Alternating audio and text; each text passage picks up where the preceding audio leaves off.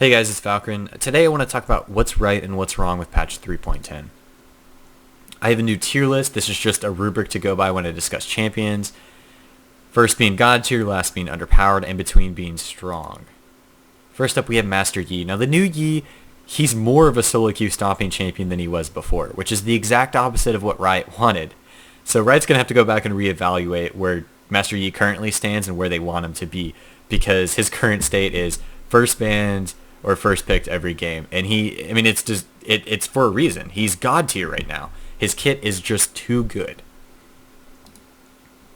Next up we have the Elise changes. The Elise nerfs were pretty noticeable. I had Elise at very strong before. She gets knocked down to strong. She's still a good pick, but the Elise nerfs were very noticeable. The Ryze nerfs, they hit him pretty hard. I had him at God tier before because he's a very solid scaling AP carry that lanes pretty well. He was overall very strong. They nerfed the range on his spell and it was definitely needed, but it hits him pretty hard because it counters him where he was already weak, which is his range.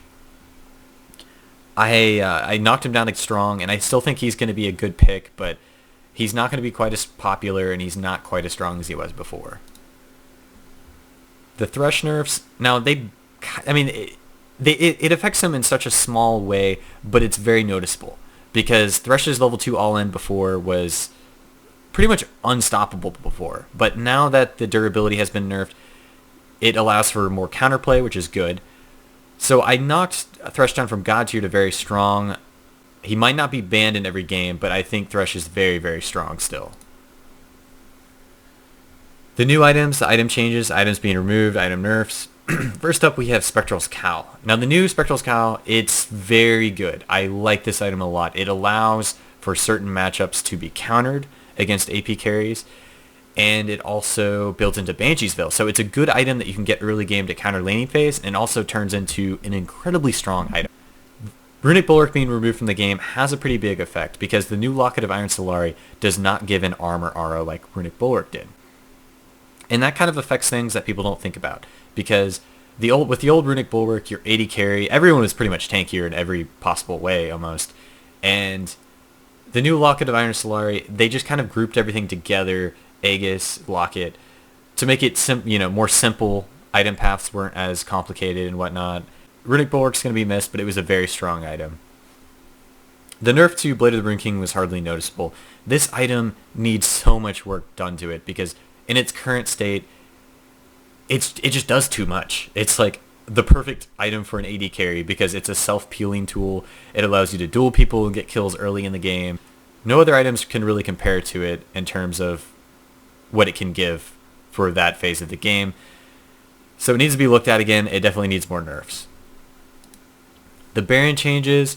This really hurts champions that could previously solo Baron, because now Baron's going to reduce your magic and physical damage by 50% for whoever's tanking it or hit by that effect.